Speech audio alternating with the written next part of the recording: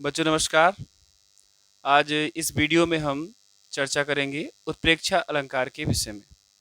आपका मेरे इस हिंदी के चैनल पे स्वागत है। और इसके पूर्व मैंने रूपक अलंकार आप लोगों को बताया था। आपने रूपक अलंकार के विषय में उपमा अलंकार के विषय में पढ़ा। अगला अलंकार है जो वो है उत्प्रेक्षा अलंकार, जो कि अर्था अलंकार का ही एक अंग है।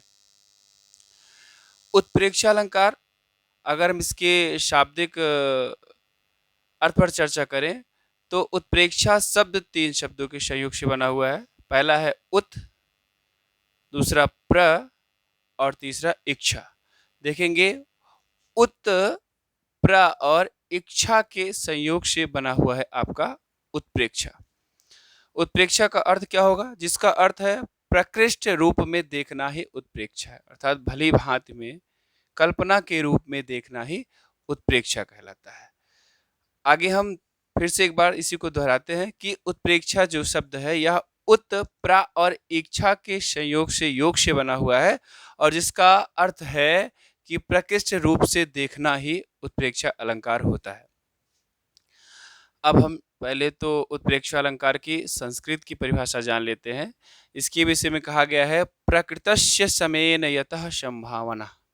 यह संस्कृत की परिभाषा है उत्प्रेक्षा अलंकार की, जिसका अर्थ होता है प्रकृति का कि उपमेय की और समेन का तात्पर्य है उपमेन के साथ। फिर से एक बार देख लीजिएगा, प्रकृतस्य समेन यत संभावना में प्रकृतस्य का तात्पर्य है उपमेय की, समेन का अर्थ है उपमान के साथ, यत का अर्थ होता है जो, और संभावना का अर्थ होता है संभावना व्यक्त की जाती है।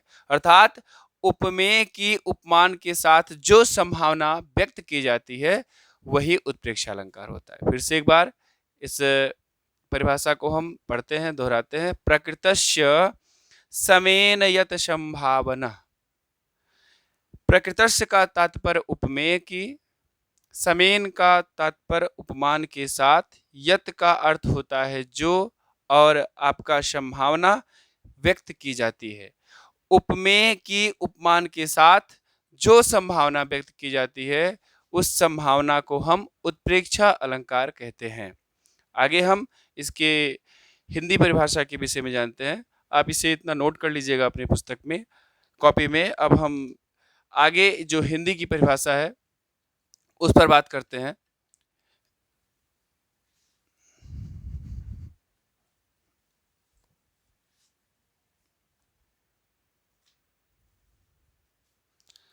परिभाषा,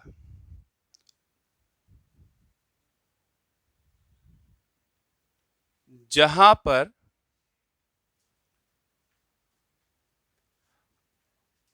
उपमेय के साथ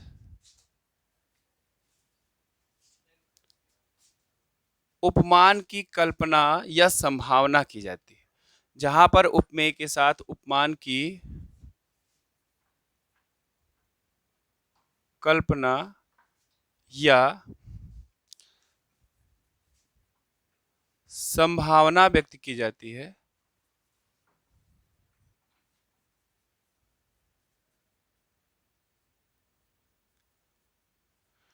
वहां उत्प्रेक्षा अलंकार माना जाता है या वहां उत्प्रेक्षा अलंकार होता है। वहां उत्प्रेक्षा अलंकार होता है।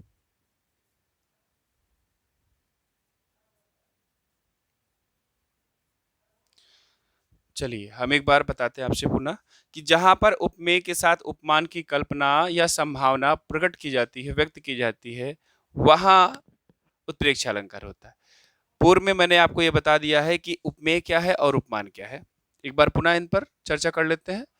जैसे कि उपमा अलंकार में उपमेय, उपमान, वाचक और साधारण धर्म ये 4 अंग होते हैं।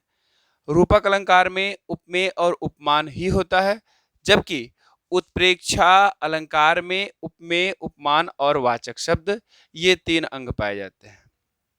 उपमेय जिसकी संभावना की जाती है, उपमान जिससे संभावना की जाती है। उपमेय सदैव प्रस्तुत होता है, उपमान सदैव अप्रस्तुत होता है। और ज्यादातर देखा जाता है कि उपमेय किसी व्यक्ति के शारीरिक अंगों से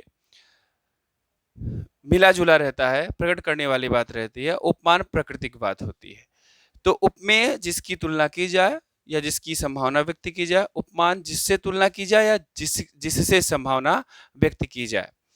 तीसरा इसमें आपको और भी जोड़ देते हैं, तीसरा जो इसका अंग होता है वो होता है वाचक शब्द। जिस शब्द के माध्यम से हम यह पहचान सकते हैं कि उपयुक्त काव्य पंक्ति में उत्प्रेक्षा अलंकार है या नहीं है। तो वाचक शब्द उत्प्रेक्षा अलंकार के कौन-कौन से होते हैं? वो होता है मनु,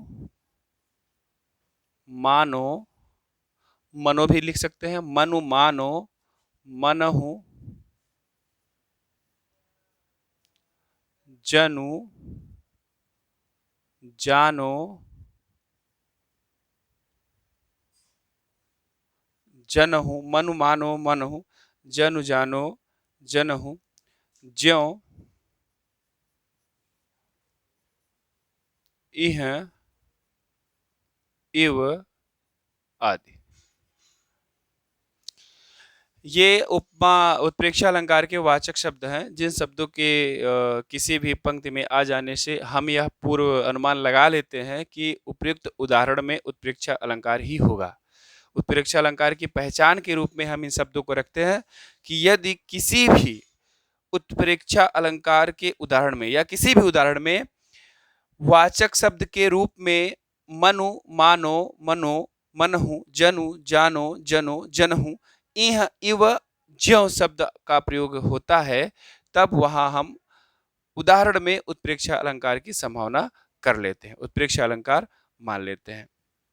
जहां तक हमारा यह अनुमान है कि आप लोग उत्प्रेक्षा अलंकार की परिभाषा को समझ गए होंगे। यदि आप दूसरे परिभाषाओं को जानना चाहें तो हम दूसरी परिभाषा बता देते हैं। जब किसी वस्तु में दूसरे व्यक्ति वस्तु की ज़्यादा से ज़्यादा समानता प्रकट की जाती है, तो वहाँ उत्प्रेक्षा अलंकार होता है। कह दिया जाए कि संभावना प्रकट कर दी जाए, सीधा-सीधा एक वस्तु को दूसरी वस्तु मान ली जाए। जैसे अगर हम कह सकते हैं कि मानो मुख चंद्रमा है, तो मानो मतलब मुख को हमने चंद्रमा मान लिया है। सीधा-सीधा कि मुख जो उपमेय है उसमें और चंद्रमा जो उपमान है उसमें हमने संभावना व्यक्त कर दी और मुख को ही चंद्रमा मान लिया है। और जब कभी भी किसी वस्तु को अर्थात उपमेय को उपमान मान लिया जाता है, तो वहां पर उत्प्रेक्षा अलंकार होता है। आइए हम इसको उदाहरण के हिसाब से देखते हैं। उदाहरण के माध्यम से हम इस बात को आसानी से समझ सकते हैं कि उत्प्रेक्षा अलंकार को हम कैसे पहचानेंगे, उसके उदाहरण क्या हो सकते हैं, उसके लक्षण क्या हो सकते हैं, स्पष्टीकरण क्या हो सकता है। कि ले चल साथ में तुझे कनक,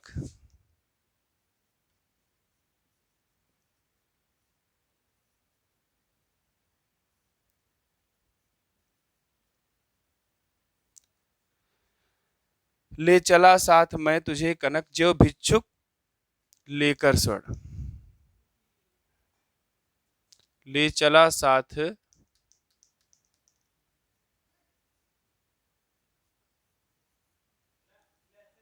तुम्हें कनक,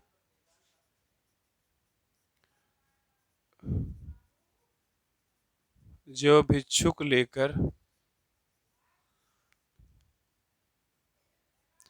जो भिक्षुक लेकर स्वर्ण।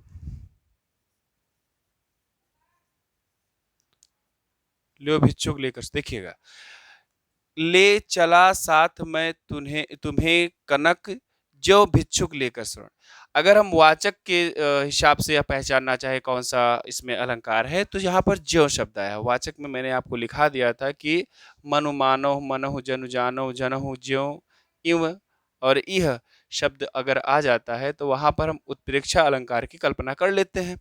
तो ज्यों शब्द आने पर हमने उत्प्रेक्षा अलंकार की कल्पना कर ली। अब इसको स्पष्टीकरण के रूप में भी हम समझ लेते हैं। देखिए, ले चला साथ मैं तुम्हें कनक। कनक का दो अर्थ होता है। एक अर्थ होता है धतूरा और एक अर्थ होता है सोना, और कनक का अर्थ गेहूं भी होता है। तो यहाँ कनक का जो अर्थ इस पंक्ति के लिए है वो है धतूरा। कोई शिव भक्त, भगवान शंकर का परम भक्त जो है, वो अपने साथ धतूरे को लेकर उतने ही हंसी और उल्लास के साथ देवालय में जा रहा है जैसे कोई भिक्षुक, मानो जैसे कोई भिक्षुक स्वर्ण को लेकर के जाता है। जैसे किसी भिखारी को अगर स्वर्ण मिल जाए, वो अत्यधिक प्रसन्नचित्त होकर के अपने घर की ओर लौटता है, जाता है। उसी प्रकार शिव जी का भक्त धतूरे को लेकर अत्यधिक प्रसन्नता के साथ मंदिर की ओर जा रहा है। हमने क्या देखा कि इसमें धतूरा जो है वो उपमेय है और स्वर्ण जो है इसमें उपमान है। कहा गया स्वर्ण उपमान है। कनक को लेकर के जो प्रस्तुत है कनक, तो ये उपमेय है, और स्वर्ण जो कि अप्रस्तुत है ये उपमान है। तो हमने क्या किया, उपमेय में उपमान की संभावना कर ली। है तो वास्तविक रूप में कनक, लेकिन मैंने क्या मान लिया, उसको स्वर्ण मान लिया। कहा गया कि एक भगवान शंकर का एक भक्त धतूरा को लेकर के अत्यधिक आनंद और उल्लास के साथ मंदिर में जा रहा है।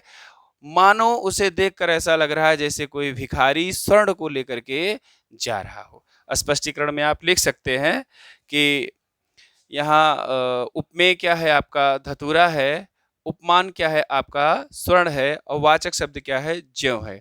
अतः उपमेय में उपमान की संभावना व्यक्त की गई है, इसलिए यहाँ पर आपका उत्प्रेक्षा अलंकार है।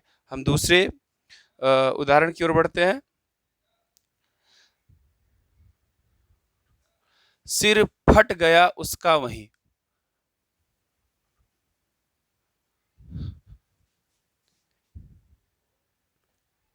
सिर फट गया उसका वहीं,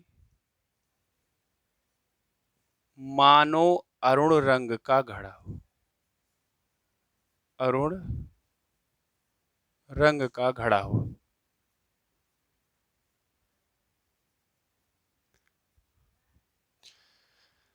देखिए लिखा गया सिर फट गया उसका वहीं, मानो अरुण रंग का घड़ा हो। मान लिया गया है, पर ये आपका उदाहरण है। दूसरा उदाहरण, एक दूसरे के अगर बीच में मारपीट कभी होती है, या हम युद्ध में देखे हैं कि यदि कोई भी किसी शत्रु के सिर पर वार कर देता है, तो उसका सिर फट गया और उसके सिर में से खून की एक धारा बहने लगी, और उस धारा को देखकर ऐसा लग रहा है मानो, जो कि आपका वाचक है, अरुण का मतलब होता है लाल, मानो लाल रंग का घड़ा रखा हो। कहने का तात्पर्य है कि उसके सिर पर रक्त चारों ओर बह रहा है, उस रक्त को देखकर ऐसा लग रहा है मानो लाल रंग का कोई घड़ा किसी के धड़ पर रख दिया गया हो। तो अगर आप देखें यहाँ पर उपमेय क्या है, उपमेय है सिर, उपमेय है सिर, और उपमान क्या है जिसमें संभावना व्यक्त की जा रही है, संभावना है आपका लाल रंग का घड़ा, रंग का घड़ा, मतलब फटे हुए सिर में लाल रंग के घड़े की संभावना व्यक्त की जा रही है, कल्पना की जा रही है, इसलिए यहाँ पर उत्प्रेक्षा अलंकार है। और वाचक शब्द आपका स्पष्ट ही है। अगर हम वाचक शब्द के विषय में जानना चाहें तो वाचक शब्द आपका यहाँ पर है मानो। स्पष्टीकरण में आप लिख सकते हैं कि उपमेय सिर में उपमान लाल रंग के घड़े की संभावना व्यक्त की गई है, अतः यहाँ पर आपका उत्प्रेक्षा अलंकार है। एक बेहद ही सरल परिभाषा मैं लिख दे रहा हूं कि नेत्र मानो कमल है, नेत्र मानो कमल है। उदाहरण संख्या 3 कि नायक नायिका के सुंदर नेत्रों को देखता है, उन नेत्रों को देखकर वो कल्पना कर लेता है, संभावना व्यक्त करता है। किसके साथ संभावना व्यक्त कर रहा है नेत्रों को, यही आपको देखना है कि नेत्र नायिका के जो कि उपमेय है, और कमल जो कि उपमान है, के साथ संभावना व्यक्त की जा रही है। कि नेत्र में कमल की संभावना को व्यक्त की जा रही है, उपमेय में उपमान की जब संभावना व्यक्त की जाती है तब उत्प्रेक्षा अलंकार होता है। और इसमें वाचक शब्द मानो आया हुआ है, इससे भी हम यह ज्ञात कर सकते हैं कि उपयुक्त उदाहरण में कौन सा अलंकार है। वाचक शब्द क्या हो जाएगा, मानो, जो कि संभावना को प्रदर्शित करने का काम कर रहा है। तो नेत्र उपमेय में कमल उपमान की संभावना को व्यक्त किया जा रहा है, अतः यहाँ पर भी आपका उत्प्रेक्षा अलंकार है।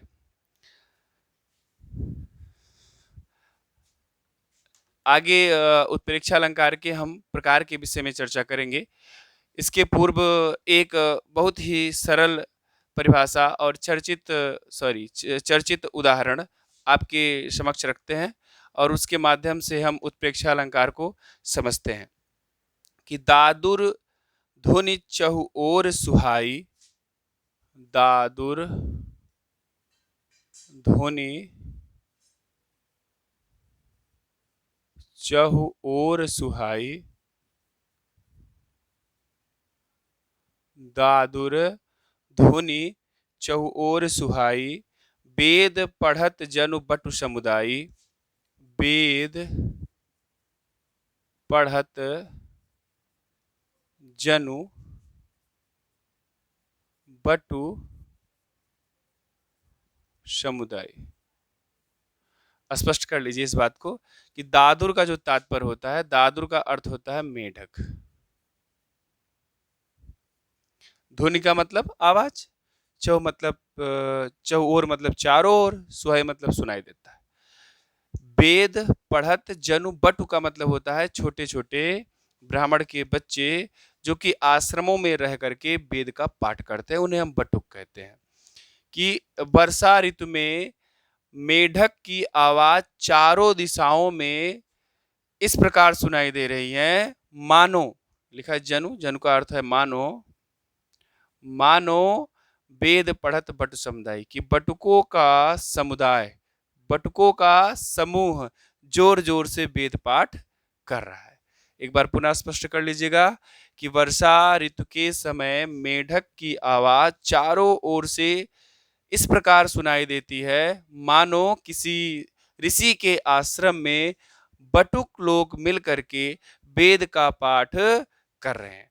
अब यहां देख लीजिएगा कि उपमेय क्या है, जो प्रस्तुत है उपमेय है, वर्षात में प्रस्तुत कौन है, मेढक, मेढक की ध्वनि, इसे हम कह सकते हैं आवाज, मेढक का शोर।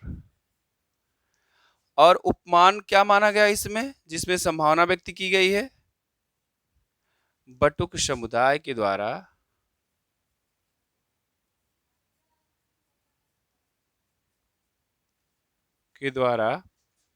वेद पाठ।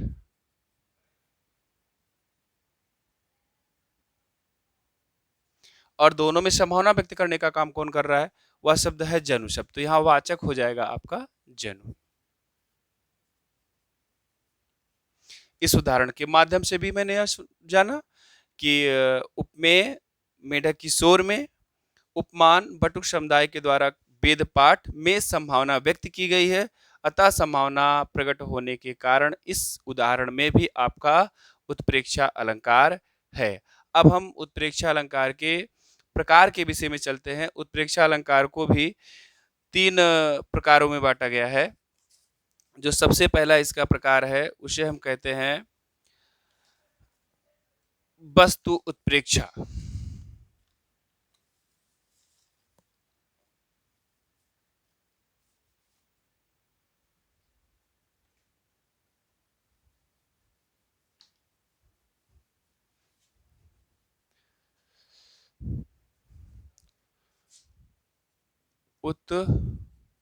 उत्प्रेक्षा अलंकार के भेद, प्रमुख रूप से 3 भेद हैं। उत्प्रेक्षा अलंकार के मुख्य रूप से 3 भेद हैं। 3 भेदों में पहला भेद क्या है, पहला भेद है वस्तु उत्प्रेक्षा, दूसरा है हेतु उत्प्रेक्षा और तीसरा है फल उत्प्रेक्षा। यहां मैं लिख दे रहा हूं, वस्तु उत्प्रेक्षा पहला है वस्तु उत्प्रेक्षा, जिसे हम अगर संधि कर दें तो यह हो जाएगा आपका वस्तु प्रेक्षा।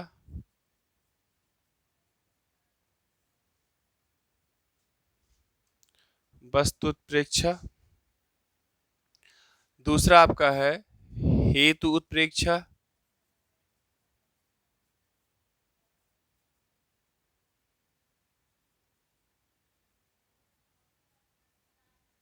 जिसे हम दोनों संयोग करके लिखेंगे हेतु उत्प्रेक्षा। और तीसरा आपका है फल उत्प्रेक्षा।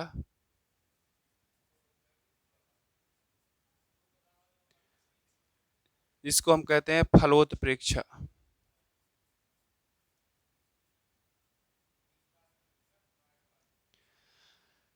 तो हमने देखा उत्प्रेक्षा अलंकार के तीन भेद मुख्य रूप से हैं। सबसे पहला होता है वस्तु उत्प्रेक्षा, दूसरा होता है आपका हेतु उत्प्रेक्षा और तीसरा होता है आपका फलोत्प्रेक्षा।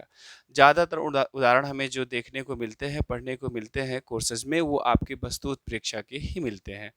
तो हम सबसे पहले वस्तु उत्प्रेक्षा की परिभाषा और उसके एक उदाहरण के विषय में चर्चा करेंगे।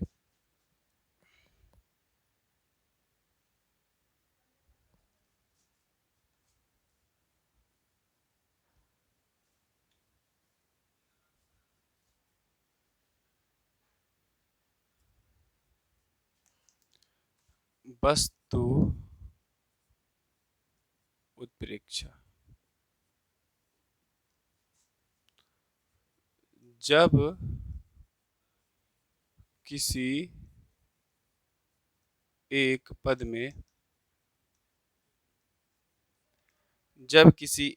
में जिसे हम पद के स्थान पर यहाँ हम वस्तु कर दें, एक वस्तु में दूसरी वस्तु की संभावना प्रकट करते हैं।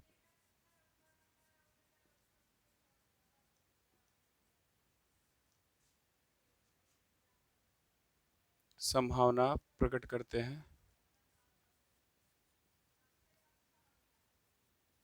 वहाँ वस्तु उत्प्रेक्षा अलंकार होता है।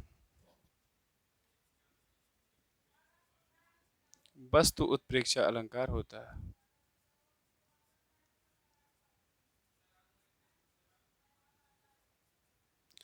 देखिए, जब किसी एक वस्तु में दूसरे वस्तु की संभावना प्रकट की जाती है, तब वहां पर आपको वस्तु उत्प्रेक्षा अलंकार होता है। जिसका उदाहरण अगर हम यहाँ लिख दें,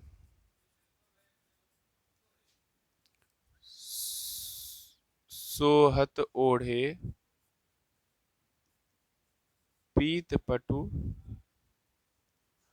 श्याम सलोने गात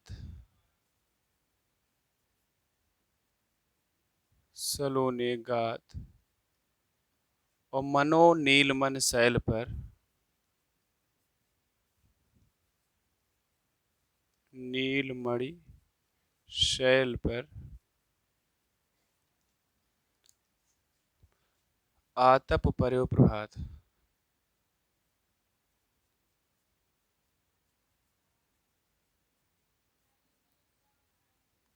प्रभात प्रभात का मतलब प्रातःकाल होता है।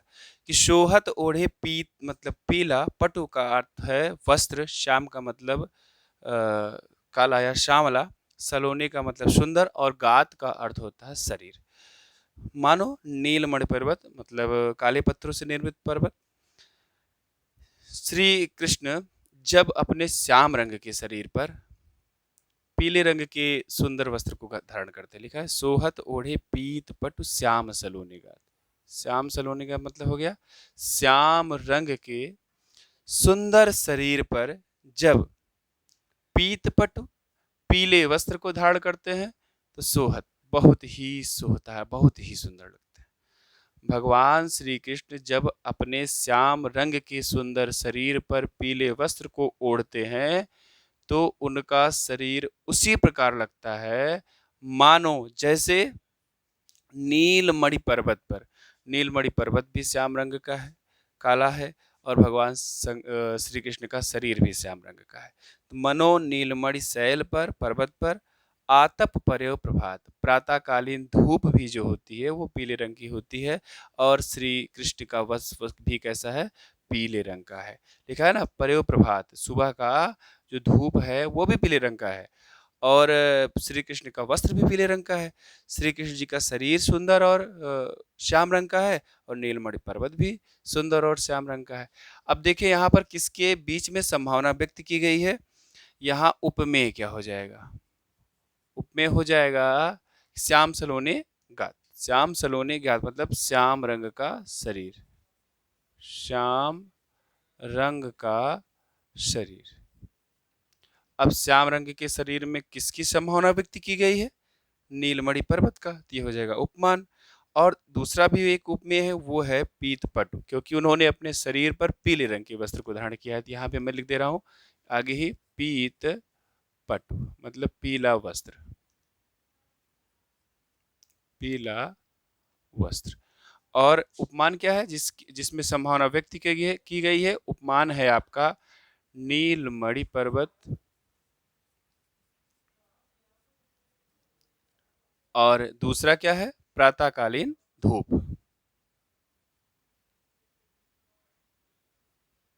प्रातःकालीन धूप। तो यहाँ हमने क्या देखा कि श्री कृष्ण के श्याम रंग के शरीर में नीलमणि पर्वत की संभावना और उनके पीले वस्त्र में प्रातःकालीन धूप की संभावना व्यक्त की गई है। अतः यहाँ उत्प्रेक्षा अलंकार है। और इसमें वाचक शब्द क्या होगा? आपका मनो। मनो आपका क्या है? वाचक शब्द है। वाचक शब्द आपका क्या है? मनो। आपने देखा कि किसी वस्तु की दूसरे वस्तु की संभावना की जाती है। यहाँ श्री कृष्ण के शरीर की संभावना नीलमणि पर्वत से और पीले वस्त्र की संभावना प्रातःकालीन धूप से की गई है। अतः यहाँ पर आपका उत्प्रेक्षा अलंकार है। हम एक और प्रमुख उदाहरण देखते हैं।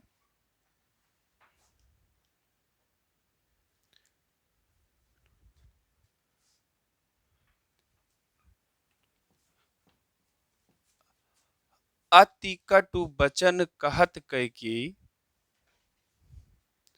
मानहु लोन जरे पर देहि। अति कटु बचन कहत कैकेयी,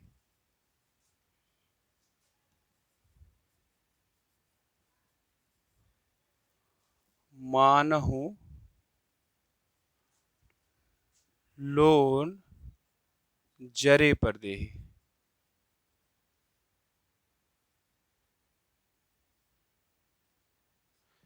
मानहु लोन जरे पर देहि।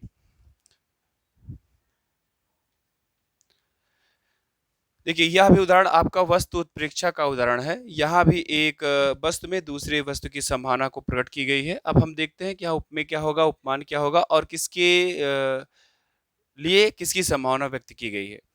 अति कटु वचन, देखिए कटु कुटिल वचन, कठोर वचन कैकेयी किसके द्वारा बोला गया? कैकेयी के द्वारा। अति कटु वचन कैकेयी के द्वारा बोले गए अत्यंत कटु वचन को सुन करके ऐसा लग रहा था जैसे